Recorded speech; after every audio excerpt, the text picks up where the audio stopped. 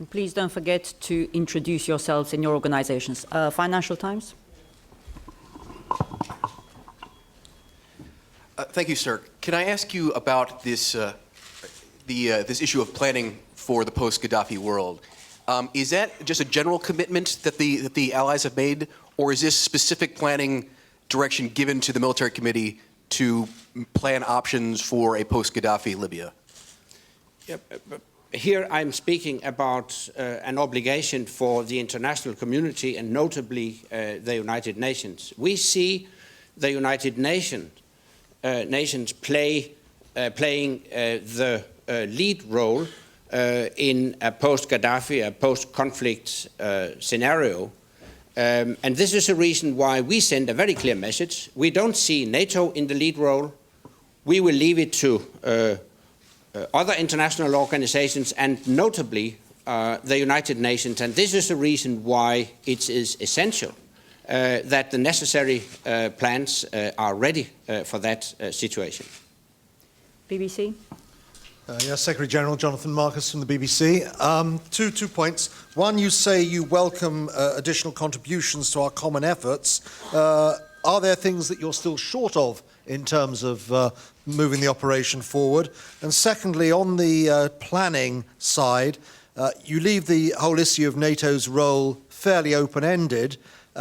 Might you be willing to countenance NATO troops on the ground in some numbers, if only for a transitional period before other agencies like the UN or whoever get established? First, yes, we have the necessary assets available for continuing our operation, and all 28 allies are plus partners agree to extend our operation beyond the current 90 days mandate, and they're also ready to provide the necessary assets.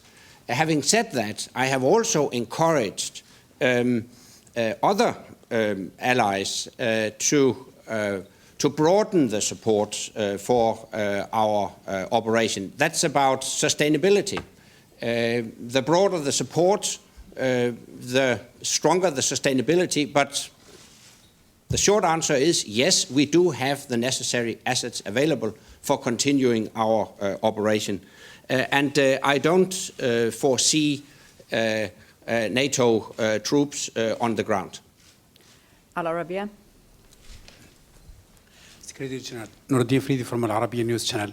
Can I ask you, you said the conflict may be ended in a few weeks' time or maybe tomorrow. How confident are you that it will not take months? It will take weeks and not months. Well, I'm not going to guess about the time frame, but what we can see is a weakening of the Gaddafi regime. We have considerably degraded his war machine. He's no longer able to launch massive, major attacks against his own population, though the regime still constitutes a threat. So we will continue our operations, but we have seen a very clear weakening of his military capacity. Next, we have seen the opposition forces advance in Libya. We have seen how the Gaddafi regime is more and more isolated internationally every day. And finally, we have also seen defections from the regime inner circle. And all these elements lead to the very clear conclusion that eventually this will lead to the collapse of the regime. But I'm not going to guess about timelines. Radio France Internationale. Oui, Monsieur le Secrétaire Général, Pierre Benazet, Radio France. On parle beaucoup, il y a des appels à l'intensification des frappes, à un durcissement de l'opération. Vous parlez de moyens militaires supplémentaires. Combien y a-t-il actuellement de pays dans la coalition dont les avions font effectivement des frappes au sol? Est-ce que l'idée de demander à d'autres pays d'engager leurs avions, non plus seulement dans la zone d'exclusion aérienne, mais aussi pour les frappes au sol, serait une solution que vous pourriez recommander ou demander à certains pays justement de mettre leurs chasseurs bombardiers à disposition? Et d'autre part, est-ce qu'on a une idée de la proportion des moyens militaires du régime qui sont aujourd'hui endommagés ou détruits? Est-ce qu'on a un pourcentage en quelque sorte? Oui, j'ai demandé aux alliés de permettre une utilisation plus flexible de leurs moyens militaires. Plus flexible? Oui. Plus flexible, ça Plus veut dire? flexible, oui. Ça veut dire d'engager des avions éventuellement de la zone d'exclusion vers les frappes? Ah, oui, oui. El País. Martínez de Rituerto, El País. Good afternoon. You are saying that you intend to stay in Libya after Gaddafi is gone. Who has asked you to stay, and why are you staying? What is the role in Libya, of NATO, of the alliance in Libya? Why are you staying? Who has called you to stay? You are talking on behalf of whom when you decide we are going to stay there? Thank you. I've not said that we're going to stay. On the contrary, I have said that we are strongly committed to complete our mission, which is to fully implement the UN Security Council Resolution 1973 with the aim to protect the civilian population.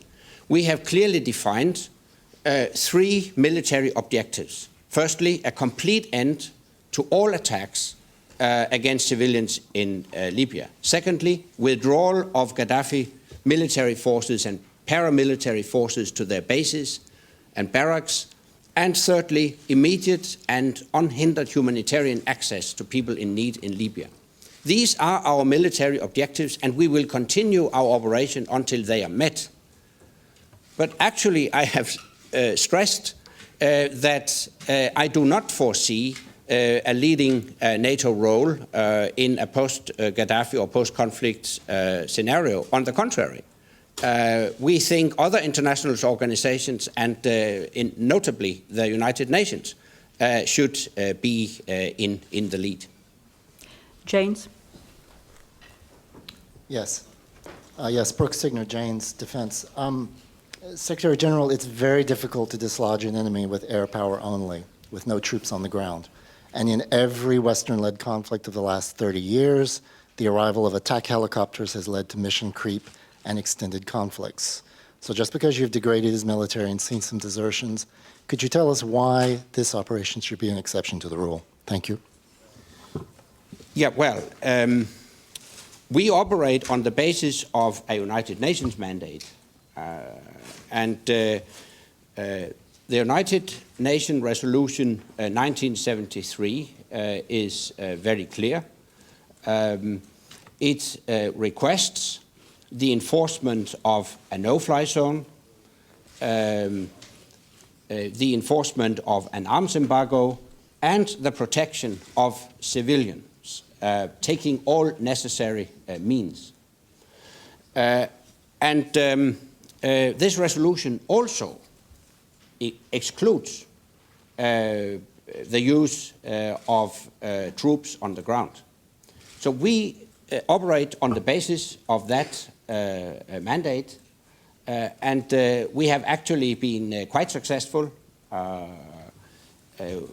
Since we took responsibility for this operation, we have carried out around 10,000 sorties.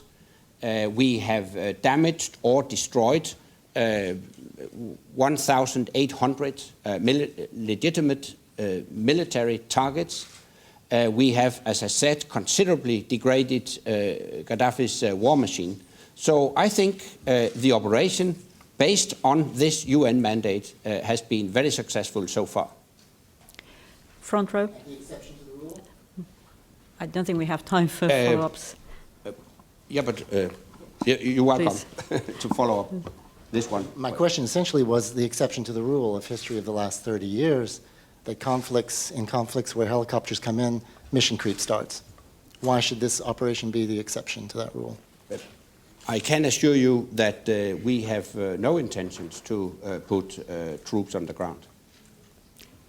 Front row. Martin Geisler from ITV News. You talked about the transformation of Libya to a fully functioning democracy. That's a long-term project. To what extent have you discussed the immediate hours and days in the aftermath of the collapse of the regime? And to what extent can you offer protection to the people there if you don't have boots on the ground? Yeah, but that's exactly the question I addressed in my introduction today. We have made clear that we do not foresee a leading NATO role in the post-Gaddafi or post-conflict scenario.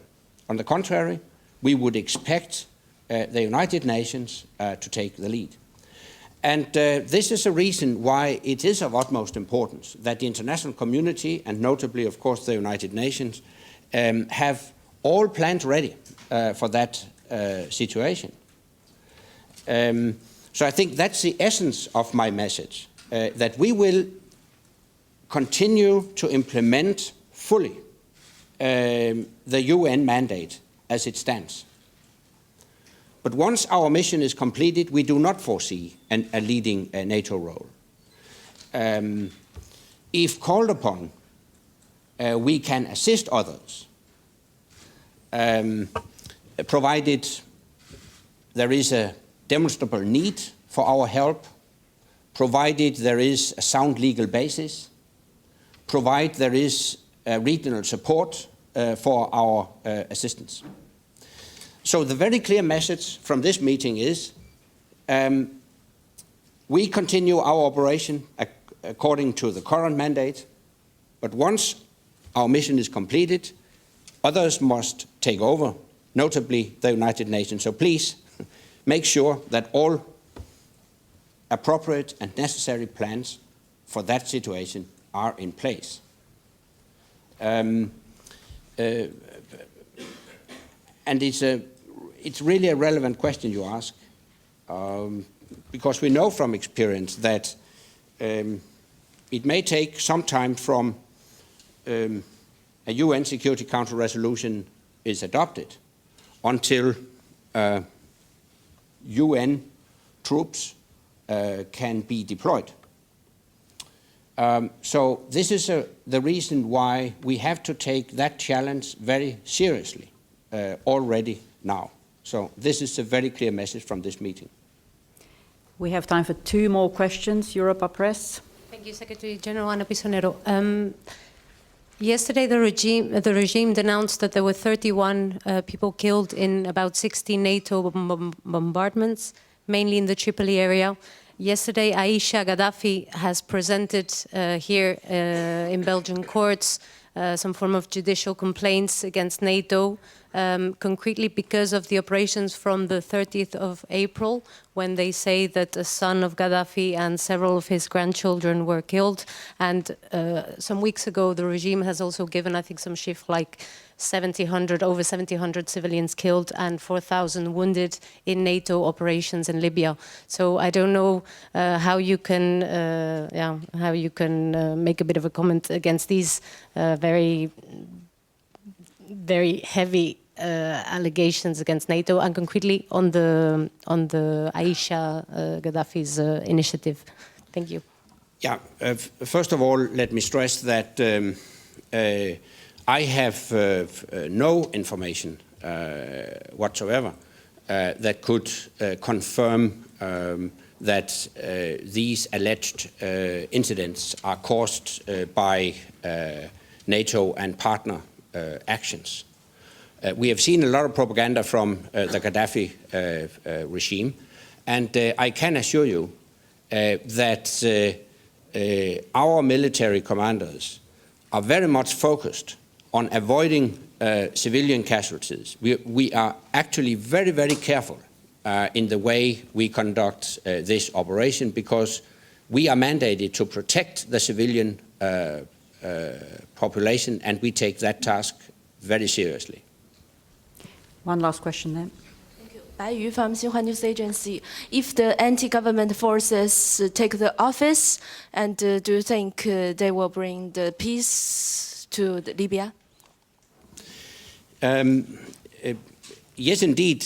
Based on all I have heard from the opposition represented through the Interim National Council, I feel confident that they are sincere in their desire to see a true democracy developed in Libya. The Interim National Council has also presented a roadmap for a transition to democracy, a roadmap that I would say is inclusive in the way it deals with different groups in Libya. And that inclusiveness is, of course, essential to ensure a peaceful transition to democracy. Having said all that, I would also like to stress that, of course, the Interim National Council and the opposition in general have a big responsibility to ensure that the transition to democracy will take place in a peaceful and orderly fashion.